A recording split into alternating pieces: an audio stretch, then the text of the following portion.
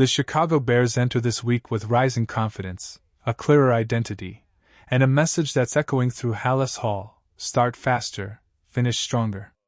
But as the weather turns brutal and the playoff race tightens, every mistake grows louder, and every decision matters.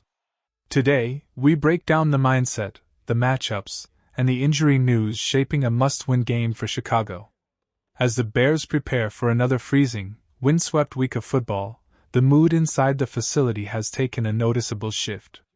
The messaging is sharper. The urgency is louder. And the standard, from coaches to veterans to rookies, has elevated dramatically. Even with some staff members and players battling seasonal illnesses, the mindset remains the same: no excuses, no shortcuts, no slow starts. This week began with strong words from the defensive side of the ball. The coaching staff made it clear they respect what Cleveland's rookie quarterback Shedeur Sanders brings. Sanders isn't the fastest guy on the field. He's no Caleb Williams when it comes to twitch and burst. But he's competitive, he extends plays, and he isn't afraid to take chances downfield. And whether those chances turn into big plays or turnovers, they force defenses to stay disciplined. Chicago acknowledges that. They aren't overlooking him, and they aren't treating this as a walkthrough. Sanders has delivered more explosive passes than his predecessor and injected energy into an offense that desperately needed it. Even in cold, windy conditions, the Bears know this is not the week to relax. But the message inside Hallis Hall goes deeper than scouting reports. Once again, accountability has become one of the defining themes of this coaching staff. Last season, finger-pointing and unclear messaging led to confusion and inconsistency. This year? It's different. A perfect example came when discussing the late first-half breakdown against Green Bay. After Cairo Santos drilled a field goal and cut the score to 7-3, Chicago kicked the ball short with just over a minute to play. That decision opened the door for the Packers to strike quickly and extend the lead to 14-3 before halftime, a massive momentum swing. Instead of shifting the blame to execution or missed tackles, the defensive staff owned it. They openly said, "That's on us. We needed a better call, better structure, better teaching." It's refreshing and it matters. Players respond when the people leading them step forward instead of pointing back. And the result is a team with higher standards and stronger trust, especially in games like this one, where mistakes in the cold can snowball fast. But speaking of cold, this week's weather may prove to be Chicago's hidden advantage. The Bears can run the ball with force, with variety, and with a stamina that wears defenses down over 4 quarters. Against Green Bay, even when the offense struggled early, they eventually wore down a tough defensive front. By the 4th quarter, their opponents were visibly exhausted, hands on hips, gasping for air.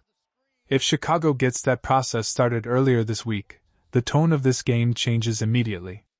And before we go deeper, if you're enjoying this breakdown and want more in-depth Bears coverage every single week, make sure to hit like and subscribe. It helps the channel grow and ensures you never miss updates heading into game day. Now back to the game plan. The Bears want to start fast, and they've been very clear about it. Coaches and players across the board emphasized urgency. Win the opening drives, set the tone physically, and never let the opponent dictate the energy. Whether it's sharper protection, quicker reads for Caleb Williams, or more consistent blocking in the run game, Chicago wants improvement immediately. That's why this week feels so important. The opponent may be dealing with injuries, and the weather may be brutal, but the Bears know what's at stake. Every win matters. Every drive matters. And every moment is a chance to separate themselves from their past. A key part of this week's preparation revolves around something often overlooked: special teams discipline. In cold, windy, unpredictable games, special teams can tilt the field faster than offense or defense. And this coaching staff has been pushing hard to make sure that doesn't happen. Earlier this season, kickoff coverage was a problem, a big one. Missed lanes, missed tackles, poor angles, all of it put the defense in bad situations. But over the past several weeks, that unit has quietly become more reliable. The glaring mistakes have faded.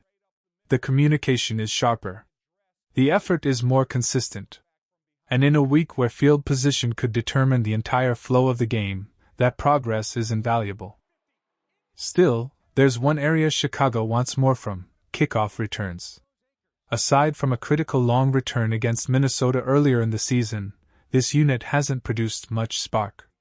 They're rarely flipping the field past the 30, and in weather like this week's, every extra yard is worth gold. The hope is that this Sunday, someone breaks one, not necessarily a touchdown, but something that injects energy and gives the offense a shorter field to work with. Beyond special teams, another massive storyline is the injury situation, and for once, the Bears are catching a break. While a couple players sat out of practice, the overall report is light.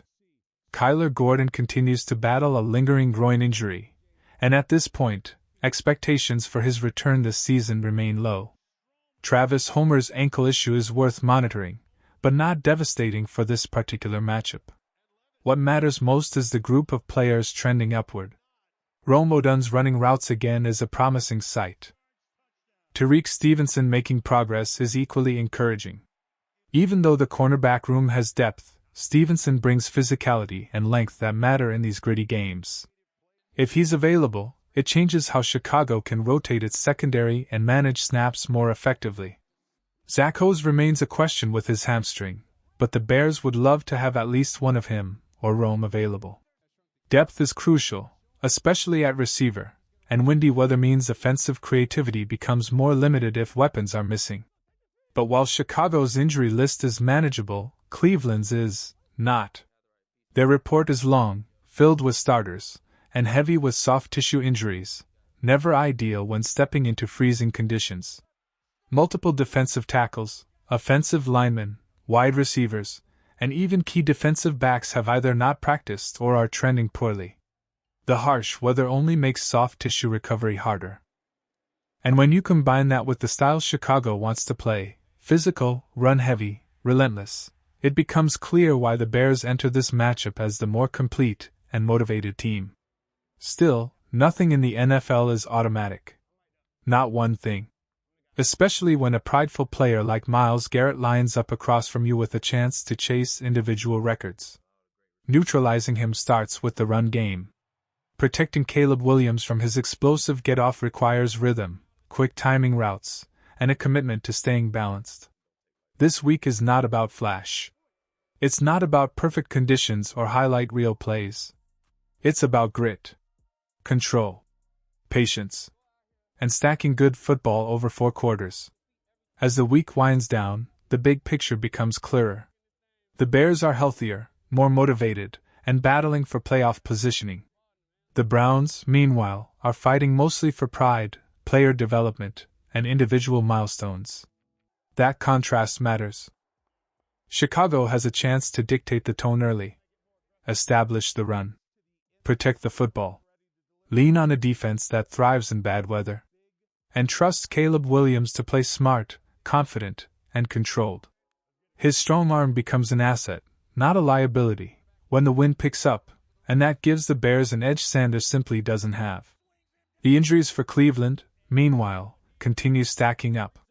From offensive linemen dealing with concussions and knee issues to defensive tackles struggling with ribs and quads, the list is long and concerning.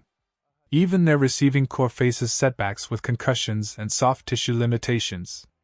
Returning from those issues in freezing temperatures is risky at best.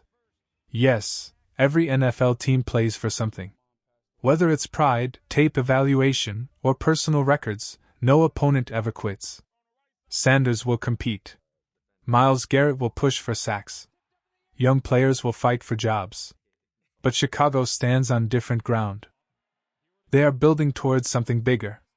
They are crafting identity, momentum, and consistency. The expectation entering Sunday is straightforward. The Bears should win this game, and they should win it convincingly. A controlled, physical, well-executed performance is the goal. Win in the trenches. Win on early downs. Make Sanders uncomfortable. And make every possession count. If the Bears handle business, they leave the weekend stronger than they started, clearer direction, greater momentum, and one step closer to securing their postseason goals. Whatever happens, one thing is certain: this team has changed. This team has grown. And this team, now more than ever, understands what it takes to win when the pressure rises. Before we wrap up, drop your score predictions in the comments. Who wins Bears versus Browns? How big is the margin? Let's see who gets closest.